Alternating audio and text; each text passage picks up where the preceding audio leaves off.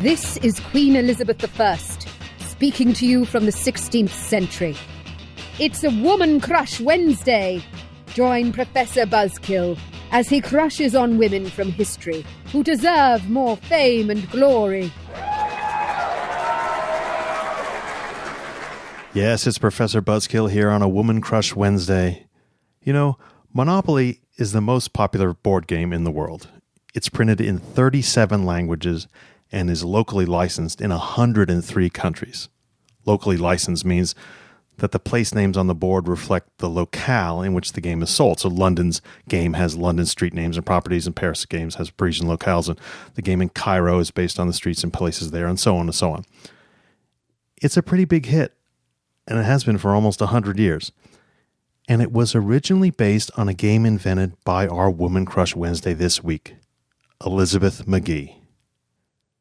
Born in Illinois in 1866, Elizabeth Magie grew up in a politically and economically aware family. Her father, James, was a newspaper publisher who, among other things, followed Abraham Lincoln around Illinois during the 1850s, when he, that is Abraham Lincoln, was wrestling politically and rhetorically with Stephen Douglas in the famous Lincoln-Douglas debates. As you might imagine, Elizabeth was well-read and well-educated, having been surrounded by political and economic talk while she was growing up. And as a young woman, she was a published short story writer and a poet and actress and comedian, all the while interspersing these thoughtful pursuits with stints editing newspapers and working as a stenographer. Around the turn of the century, that is the 20th century, Elizabeth started toying with the idea of creating a game based on modern economic principles, but also on her vision of what should be rewarded in a fair economic system. You see, Magie was a Georgist. That is, she had studied and been convinced by the arguments of the American economist Henry George. George argued that the revenue gained from the ownership of land belonged to the whole community, not just those who owned the title to the land. And that tax systems ought to work to reflect that. That is, revenue gained from the ownership of land should be taxed, and that tax money spread among the entire community. George's ideas were fairly radical, but they captured the attention and devotion of a number of followers, especially during the second half of the 19th century, and Elizabeth Magie was one of them. She created the Landlords Game in an effort to explain these ideas, but also to show that the concentration and, ironically, monopolization of land-based wealth hurt society and led to great inequities. It was, in short, a system whereby the rich had tremendous advantages in getting richer, and while it was almost impossible for the poor to gain a foothold that might eventually lead to their own greater prosperity. Most of the original concepts behind the game Monopoly can be found in the Landlords Game, which Magie patented in 1904. And we have photos and layouts of the original game on the website.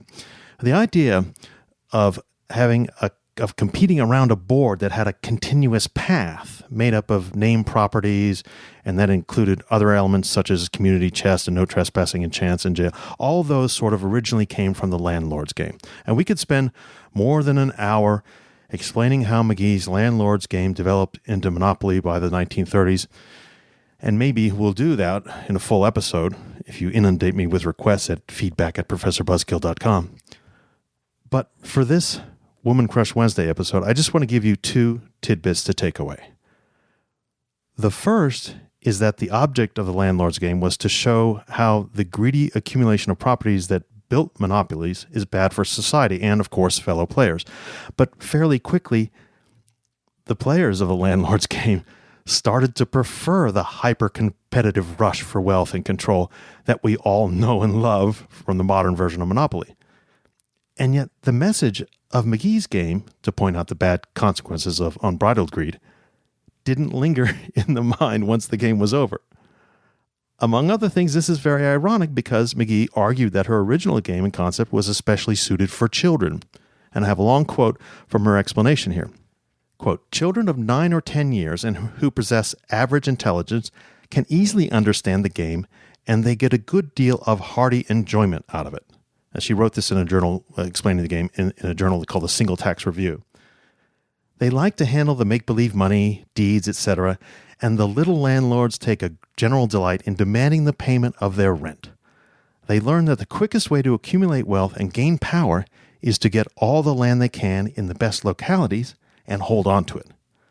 There are those who argue that it may be dangerous to teach children how they might thus gain the advantage of their fellows, but let me tell you, there are no fairer-minded beings in the world than our own little American children. Watch them in their play and see how quick they are should any one of their number attempt to cheat or take undue advantage of another to cry, "No fair!" And who has not heard almost every little girl say, "I won't play if you don't play fair"? Let the children once see clearly the gross injustice of our present land system, and when they grow up, if they are allowed to develop naturally, the evil will soon be remedied. End quote.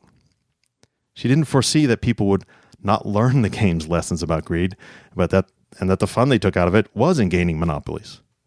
Now, the second historical tidbit I have for you is the way the idea of the game spread.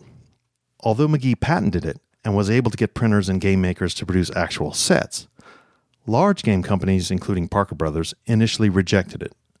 They thought, among other things, that it was too political. But the Landlords Game became somewhat popular anyway, largely by word of mouth. People began to make their own game sets, drawing out boards on pieces of cloth or wooden boards, and fashioning playing pieces out of whatever they could. They added fun and interesting elements to the game, often based on the geographies of their own towns, and some of these useful innovations eventually made their way into the game Monopoly. After seeing a version of this game played by his neighbors in suburban Philadelphia, salesman Charles Darrow copied it, added a few elements, and sold copies of the game to local department stores. And it was successful enough that Parker Brothers eventually picked it up, and the rest is board game history. But Elizabeth Magie is now recognized as the inventor of the game we call Monopoly. And even if the Landlords Game didn't achieve the sort of communitarian objectives she wanted, for about 20 or so years before Parker Brothers picked it up, it spread in a kind of populist manner. Far more people made their own sets than bought the few available copies of it, and in a way, that was the sort of populism and ground-level entertainment she would have enjoyed. So if you can, Buzzkillers, poke around in your grandparents' or great-grandparents' attic or basement, you may find an old box with a strange-looking cloth inside. And when laid out, it might look like a board game, even though the ink would have been faded and faint by this time. And then you may have found an early version of Monopoly, crafted by your own ancestors. Who knows? Maybe your great-grandfather or great-aunt was the first person to come up with, "Go to jail, go directly to jail, do not pass go, and do not collect $200. Talk to you next week.